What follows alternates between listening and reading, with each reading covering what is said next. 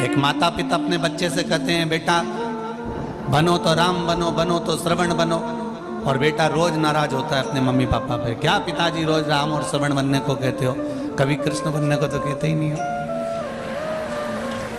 पिताजी ने एक थप्पड़ दिया औलाद में, पुत्र में, तेरे को कृष्ण बनने को कह दूं और तू गलत काम करने में लग जाए। भगवान कृष्ण को जानकर, लोग जानते तो है नहीं कि भगवान कृष्ण ने चीर की लीला क्यों करी, भगवान ने माखन चोरी की लीला क्यों करी, भगवान ने ये सब लीला क्यों करी। बस उसका गलत मतलब दुनिया ने निकाला, पर अच्छा मतलब कहां निकाला।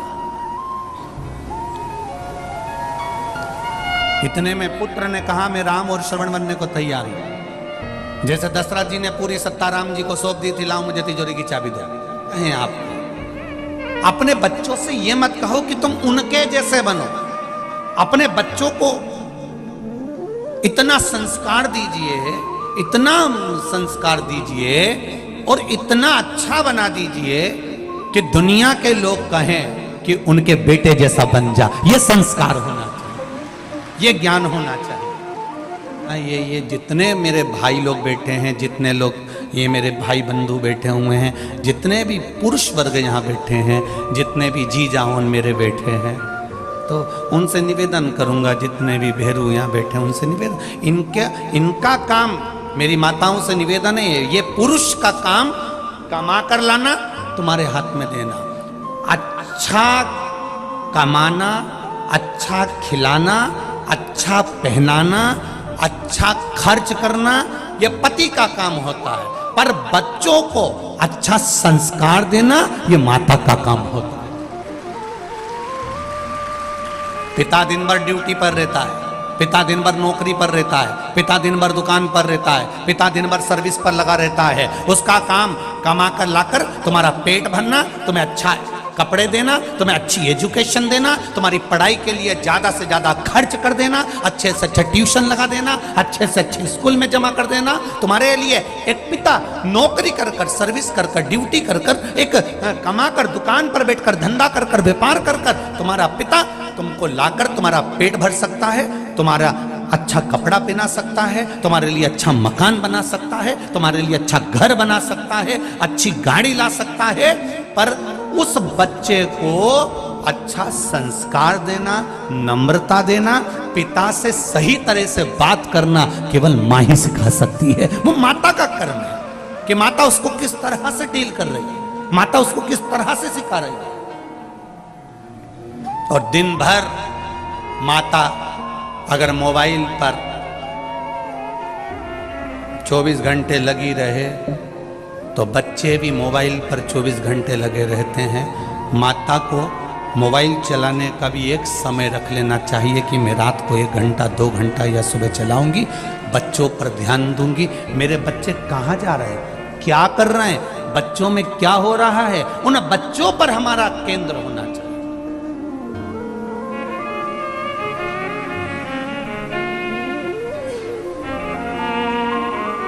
जब बच्चा बड़ा हो जाता है ना, तब माँ पूछती है कहाँ जा रहा है। जब बच्चा छोटा रहे तभी बच्चे पर इतना कंट्रोल होना चाहिए कि वो जाए तो बता कर जाए, मम्मी मैं मेरे दोस्त के यहाँ जा रहा हूँ, मेरे को कॉपी लाना है, मम्मी मैं अभी आता हूँ, मम्मी मैं अभी पहुँचा। तब माता के सामने, अब माँ कहे बच्चा बड़ा होने के बाद में पूछे कि कहाँ जा रहा है तो बच्चे को बुरा लगता है, क्योंकि इतने सालों से उसने पूछा ही नहीं था। अब क्यों टोक रही है, अब क्यों बता रही है, अब क्यों बोल रही है। और मान लो तुमसे बच्चा नहीं संभला और इतने में पिता सामने आ गया और पिता ने फिर संभालना चालू करा, तब भी माँ सामने आके खड़ी हो जाती। 9 महीना पेट में रखा है, हाथ मत लगाना मेरे छोरे को। 9 महीना पेट में रखा है, मेरे बेटे को हाथ मत लगाना। बार बार जरा जरा सी बात में मारा मत करा करो, बच्चों को जरा ध्यान रखा करो। तुम जरा जरा सी बात के लिए टोकने लगते हो, मारने लगते हो। कभी 500 का नोट नहीं दिया, कभी 1000 का नोट नहीं दिया, कभी 2000 नहीं दिया, कभी 200 रुपए नहीं दिए। पिता कहता है ये सब कुछ जो कमाया है सब इसी का तो है। अगर आज मैं हाथ से नहीं दे रहा हूं तो बाद में तो मिलेगा ना। कौन सा मैं बांध कर छाती पे रखकर ये सब ले जाऊंगा, और जो मर गए वो कौन सा फ्रिज बांध के ऊपर ले गए, कि एसी बांध कर ले गए, कि अलमारी ले गए। हो सकता है इधर कानपुर वाले ले जाते हो तो बात दूसरी है। कौन मरने पर लेकर चले गया, सब छोड़ा तो यही है। और इतने लोग बैठे हैं, अगर बेटा नहीं भी पूछता है, बच्चे नहीं भी पूछते हैं, इसके बाद अगर कोई कह दे इनसे कि तुम्हारा बेटा तुमसे नहीं पूछता, तुम्हारी बहू तुम्हें नहीं पूछती, तुम्हारे रिश्तेदार तुमसे नहीं पूछते, तुम्हारे परिवार वाले तुम्हें नहीं पूछते, एक काम करो पूरी प्रॉपर्टी उठा के कहीं दान में दे दो, तो भी नहीं देगा। औलाद कितनी भी बुरी हो, बहू कितने भी ताने देती हो, नाते रिश्ते कितने भी बेकार क्यों ना हो, तो भी कोई अपनी प्रॉपर्टी, अपनी जमीन, अपना धन किसी को नहीं देता। भले बहू गाली पर गाली दे तो भी सास मरते समय भी पूरा जेवर उसी को देकर जाती है, क्योंकि वो पाल पोस कर बड़ा करा है उसने, कि सिर्फ उसको बिना सामग्री के छोड़ दे। माँ और बाप जैसा तो दुनिया में कोई फरिश्ता होता ही नहीं है, जो देता ही देता है। माता और पिता जैसा कोई संसार में फरिश्ता नहीं हो सकता। दुनिया में सबसे पहला अगर कोई परमात्मा है, दुनिया में सबसे पहला अगर कोई भगवान है, दुनिया में सबसे प्रथम अगर कोई परमात्मा है, तो वो मेरे माता पिता हैं, आपके माता पिता हैं, जिन्होंने कुछ आपसे लिया नहीं है, आपको जिंदगी भर दिया ही दिया है। रात भर जगती है, तुम्हारे ऊपर कम्बल उड़ाती रहती है, रात भर रोती है, जब तुमको एक इंजेक्शन लग जाता है, तुम्हारे शरीर में कष्ट हो जाता है, तुम्हारी पढ़ाई के लिए, अच्छी एजुकेशन के लिए, तुम्हारी विद्या के लिए वो मायके तक नहीं जाती कि इसकी एग्जाम चल रही है, इसकी पढ़ाई चल रही है, मैं नहीं जाऊंगी, अभी इसको पढ़ाऊंगी और इसका एग्जाम है। वो अपना जीवन खुद खा रही है। इतने में बच्चे ने कह दिया, मम्मी क्या खा रही हो, मुझे दो। एक ग्रास मुंह में गया था, इतने में पूरी प्लेट अपने बच्चे के हाथ में दे देती है। वो दुनिया में कोई दूसरा नहीं, परमात्मा ही हो सकता, केवल एक परमात्मा।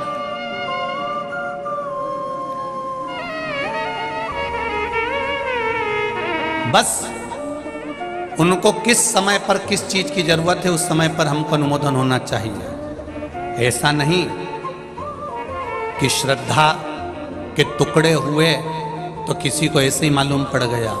उस बाप के दिल में थोड़ी सी तड़प हुई होगी कि मेरी बेटी इतने दिन से फोन नहीं लगा रही है, बात नहीं कर रही है। बाप का हृदय, माँ का हृदय तड़पा और वो बाप जाकर मालूम करा, तब जाकर प्रशासन को भी मालूम पड़ा कि ऐसा हो गया। ये बाद में मालूम पड़े, उससे अच्छा है अपने बच्चों पर पहले ही संयम धीरे धीरे करना प्रारंभ करो, जिससे कोई दूसरी श्रद्धा के साथ में ऐसा ना हो जाए। अपने को आगे थोड़ा देव संस्कार, अपने बच्चों को इतना अच्छा संस्कार दो कि जो जिंदगी भर याद रखे।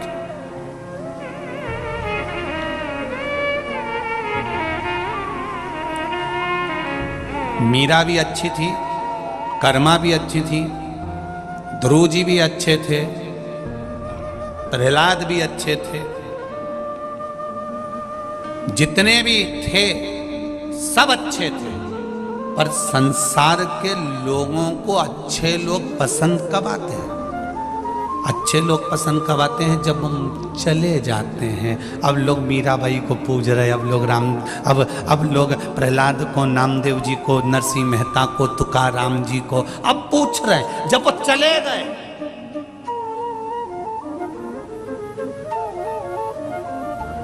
दुनिया के लोगों को अच्छे लोग पसंद कब आते हैं? जब वो चले जाते हैं। बहू सास को इतना लंबा पल्लू रखकर प्रणाम कब करती है? जब सास चली जाती है। माताएं अगर घर से बाहर भी निकलती थी ना, तो एक तन पर अलग से एक सफेद कपड़ा या कोई लुगड़ा ओढ़ कर मुख तक ढाक कर तब निकलती थी। ये यहाँ की प्रथा रही हुई है। कितनी मर्यादा रही हुई है, जरा ध्यान दीजिए।